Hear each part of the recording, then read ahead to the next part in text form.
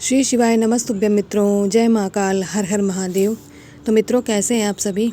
आशा करते हैं आप सभी लोग बहुत अच्छे होंगे। मित्रों, आज है 11 जनवरी, शनिवार का दिन, और आज है शनिवार प्रदोष का दिन। बहुत ही प्यारा सा दिन है। आज जो हम मित्रों उपाय करेंगे, उनसे आप अपने घर के जो रोगी व्यक्ति है, जिसकी दवाएं छूट ही नहीं रही, आप बहुत उपाय कर चुके हैं, उनके लिए है। साथ ही हमें अपनी मनोकामना पूर्ति के लिए भी है। तो वीडियो को लास्ट तक देखिएगा। 3 उपायों की मैं बात करूंगी। पूरे उपायों को आप अच्छे से समझ लीजिएगा, इसके बाद ही करिए। और सबसे महत्वपूर्ण बात मैं पहले ही बता दे रही हूँ कि यह जो उपाय करने हैं वह हमें करने हैं रात्रि की समय। ये उपाय दिन में नहीं करना है। जो दीपक वाला उपाय मैं बताऊँगी वह रात्रि में ही करना है, ठीक है। तो बात कर लेते हैं सबसे पहले उपाय की। जो हमें बनाना है, शिव पार्वती के मिलन दीपक को बनाना है। इस तरह से आपको एक मिट्टी का दिया ले लेना है, एक लंबी बाती लगाएंगे और दूसरी बाती से इस तरह से आपको लपेटना है, उसी बाती के ऊपर, लंबी बाती से ही, ठीक है। 2 तरीके से दिया लगाना मैं बताऊंगी।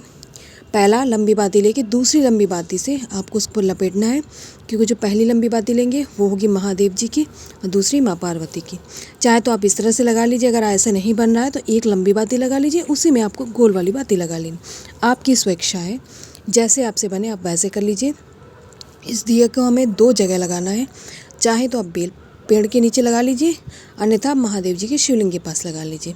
मैं महादेव जी के शिवलिंग के पास ही बता रही हूँ। आपको आसन के तौर पे थोड़े से काले तिल ज़मीन पे बिछा लेने हैं, रख देने।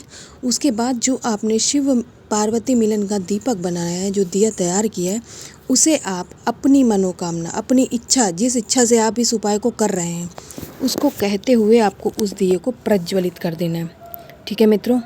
इसके साथ ही जब ये दिया जलने लगे, आपको इसमें थोड़े से अनाज के दाने, कोई भी अनाज का दाना डाल दीजिए, चावल डाल दीजिए, कुछ भी डाल दीजिए।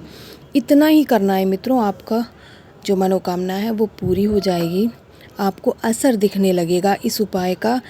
दूसरा प्रदोष आते आते आपकी वह मनोकामना अवश्य पूरी हो जाएगी मित्रों। करिएगा ज़रूर। आदरणीय गुरुजी का बहुत ही प्यारा और असरदार उपाय है। अब हम बात कर लेते हैं आज के दूसरे उपाय की, जो कि मैंने पहले ही बताया कि जिसकी बीमारी नहीं दूर हो रही, आप बहुत उपाय कर चुके, उसकी मेडिसिन छूट ही नहीं रही है। उसके लिए आपको लेना है 1 चुटकी काला तिल। इसके साथ में ही आपको लेना है अपने घर का कोई भी अनाज, पर्टिकुलर चावल ही नहीं लेने, गेहूँ ले सकते हैं आप, कोई भी अनाज ले लीजिए, गेहूँ, जौ, बाजरा, कुछ भी, कोई भी अनाज चलेगा। जिस व्यक्ति के लिए आप कर रहे हैं, जिस बीमार व्यक्ति के लिए, बस उसके उम्र के बराबर लेना है, गिन के दाने गिनना है। मतलब जैसे अगर वो 20 साल का, तो आपको 20 दाने लेने, 20 किलो नहीं, 20 दाने। उस बीमार व्यक्ति की उम्र के बराबर आप अनाज ले लेंगे। इसके बाद दोनों चीज़ों को लेके आप पहुंच जाएंगे महादेव जी की शिवलिंग के समक्ष। उत्तर दिशा में मुख करके खड़े हो जाना है। अब चढ़ाना का है, समझ लीजिए ध्यान से। माता अशोक सुंदरी का स्थान छोड़ के, और ये जो कटी वाला भाग छोड़ के बीच का स्थान बचता है, यहाँ पे आपको क्या चढ़ाना है? अनाज चढ़ाना है। यहाँ पे जो आप अनाज के दाने लेके जाएंगे गिन के, उस बीमार व्यक्ति की उम्र के बराबर, वो यहाँ चढ़ाएंगे। इसके बाद में जो आप काला तिल 1 चुटकी लेके गए, उसको आप अवधूतेश्वर महादेव के नाम से महादेव जी की शिवलिंग पे समर्पित करेंगे। मैं फिर से रिपीट कर रही हूँ, अवधूतेश्वर महादेव के नाम से आपको महादेव जी की शिवलिंग पे काले तिल समर्पित करने वाला अनाज इस खाली वाले स्थान पे चढ़ाना है। समझ लिया उपाय मित्रों? उपाय को पहले आप अच्छे से समझ लिया करिए, तब करा करिए, अन्यथा जब आपको लाभ नहीं होता तो आप हताश भी होते, साथ में आपको ये लगता कि लोग, सामने वाले ने मुझे गलत बताया। ऐसा नहीं है, हम अपनी तरफ से पूरी कोशिश करते हैं आपको समझाने की, बाकी आपकी मर्ज़ी। इसके बाद में आपको 1 लोटा शुद्ध जल अपने घर का श्री शिवाय नमस्तुभ्यं मंत्र का जाप करते हुए महादेव जी की शिवलिंग पर समर्पित कर देना। बस इतना ही उपाय है। इसके बाद आप महादेव जी से आशीष लेंगे, अपनी उस मनोकामना, अपने उस बीमार व्यक्ति के लिए विनती करेंगे महादेव से बैठ के, उनका आशीष लेके इसके बाद आपको अपने घर आ जाना है। 2 उपाय हो गए मित्रों। अब हम बात कर लेते हैं आज के अंतिम उपाय की, जो बहुत ही सिंपल और छोटा सा है। और यह उपाय है, हमें अपनी इच्छा पूर्ति के लिए करना है। कोई इच्छा हमारी जो बरसों से अधूरी रह रही है, आप उपाय भी कर चुके हैं, पूर्ण नहीं हो रहे, उसके लिए करना है। इसके लिए आपके पास 2 ऑप्शन है। चाहे तो आप समी पत्ता ले लीजिए, अगर किसी कारण से आपको समी पत्ता नहीं मिल पा रहा तो आप बेल पत्र ले लीजिए। दोनों में से एक ही लेना है, दोनों नहीं लेना है।